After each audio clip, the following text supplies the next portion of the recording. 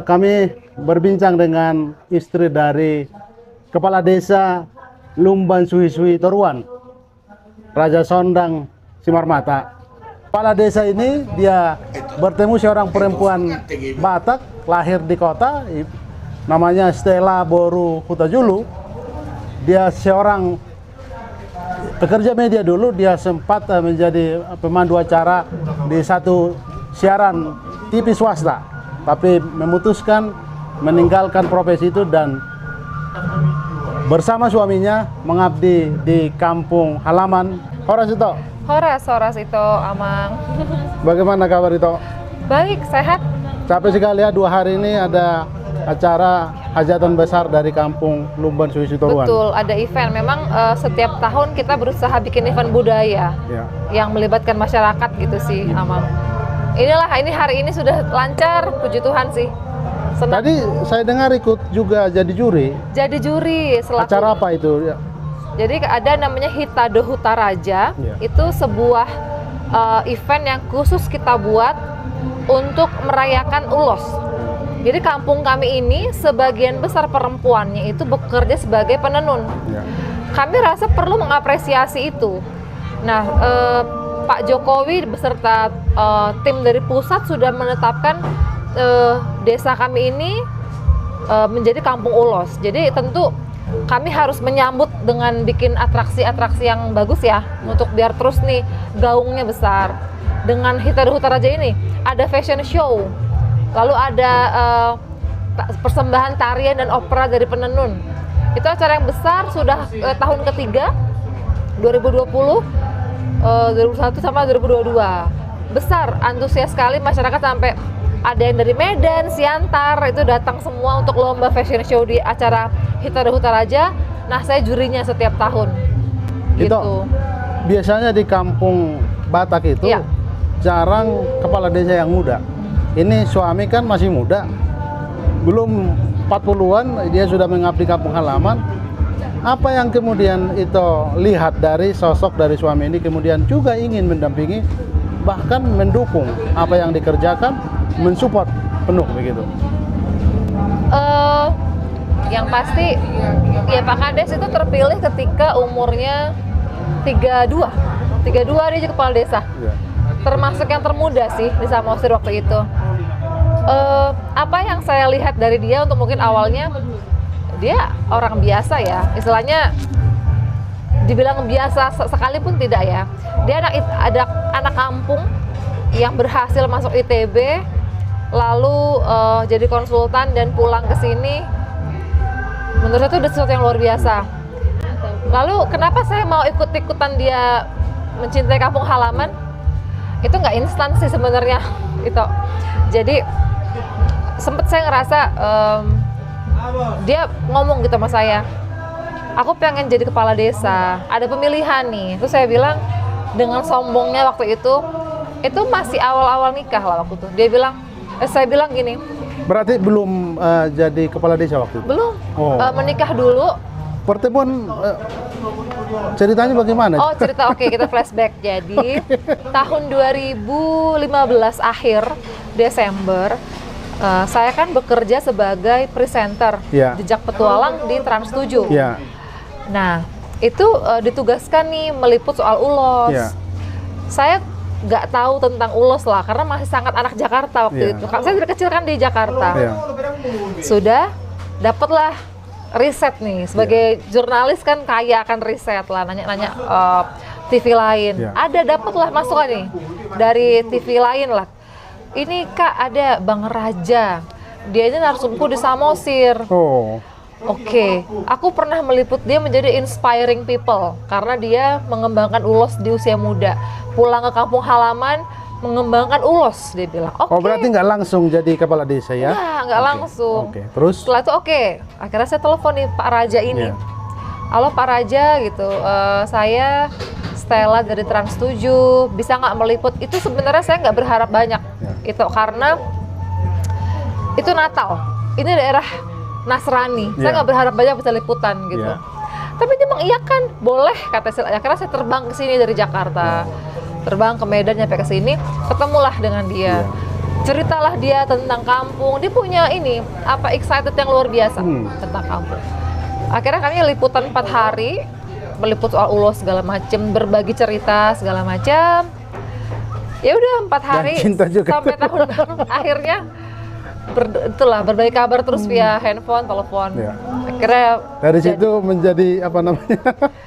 Iya, tapi memang gini, berpacaran begitu. Berpacaran 2 tahun lah. Tapi memang gini, merasa ada feeling yang kuat. Orang ini akan menjadi seseorang nantinya. Bagaimanapun versinya, tapi saya merasa saya kok ini ya senang mendengar dia ngomong, dan saya merasa suatu hari nanti dia ini akan ngomong di depan banyak orang pasti. Itu begitu kuat feeling itu. Dia punya visi sih, dia orang yang sangat visioner.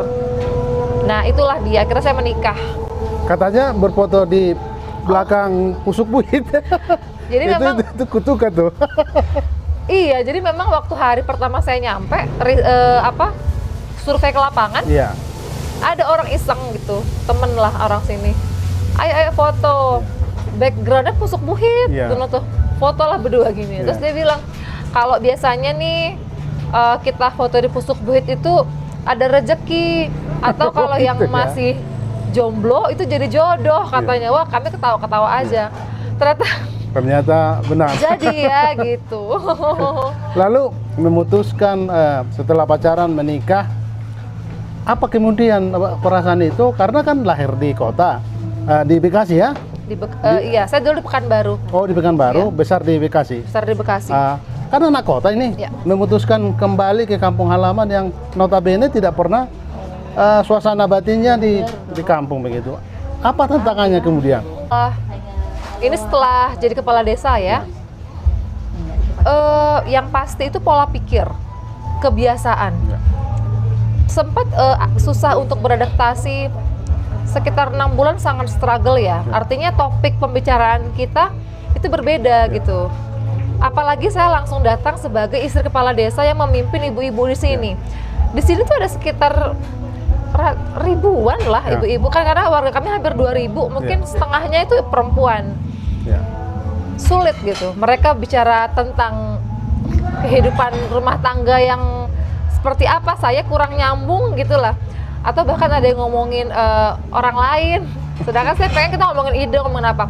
Tapi akhirnya saya sadar bahwa saya ini datang ke sini untuk menjadi rekan mereka gitu. Bukannya saya di atas menjadi orang lain eksklusif, enggak. Akhirnya saya berusaha untuk membumi lah. Saya masuk, duduk bersama, ngobrol. Ternyata yang saya awalnya berpikir mereka ini nggak nyambung nih, ternyata nyambung kok. Banyak hal yang ternyata saya pelajari dari masyarakat desa. Tapi butuh waktu ya. Butuh waktu. Itu sebagai istri dari kepala desa yang muda, ini suaminya kan bukan sembarangan. Dia lulus dari sekolah tinggi yang sangat terkenal. Ya, ITB. ITB. Lalu itu pasti juga pendidikannya bagus sampai diterima di TV swasta. Artinya kan Anda ini kan berlatar belakang punya pekerjaan yang juga bertemu dengan para tokoh begitu. Ya. Pasti juga wawasannya luas. Lalu kemudian menetapkan tinggal dan mengabdi di kampung ini. Apa kira-kira yang dilakukan, kerjasama yang dilakukan agar ini terus kreatif? Karena ini tempat wisata begitu.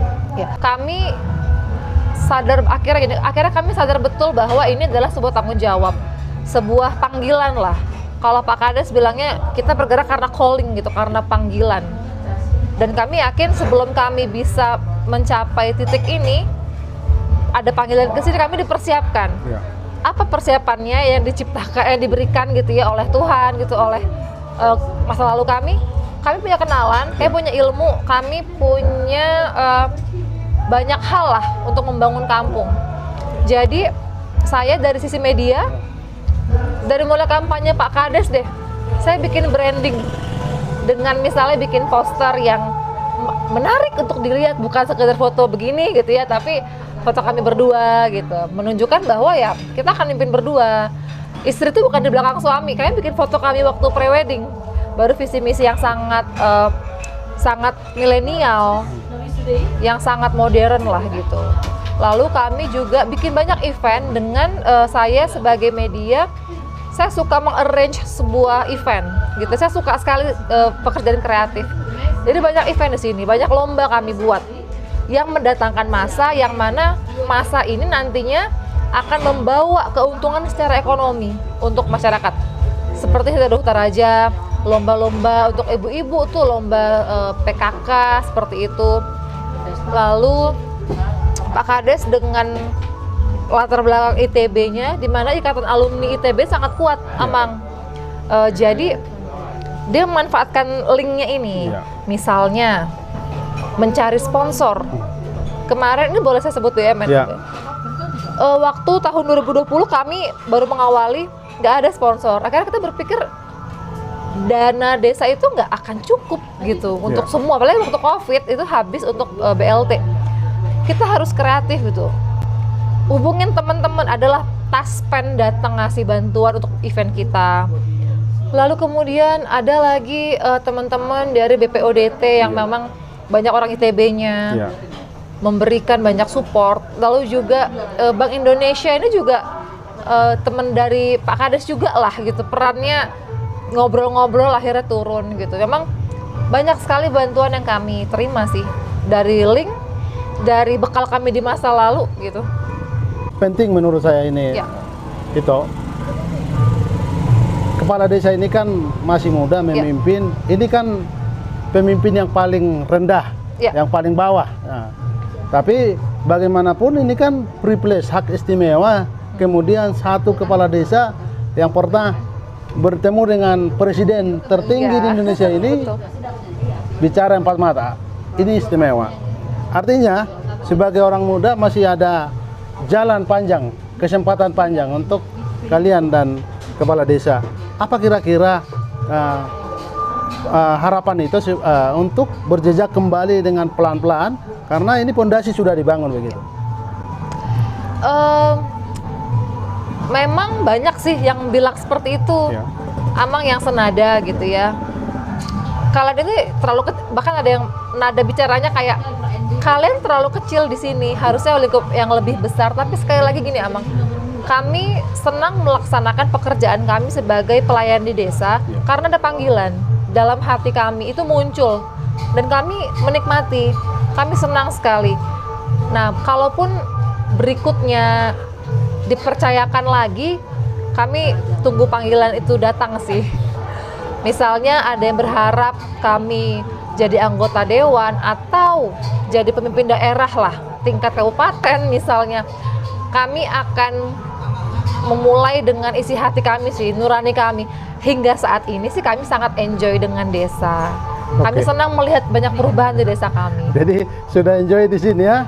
Anak Galaksi di Bekasi mau tinggal di Luban Suwi-Suwi Turuan ini ya? Tengah Danau Toba. Iya, Terima kasih kesempatan itu wawancara, terima kasih. Oke. Gitu.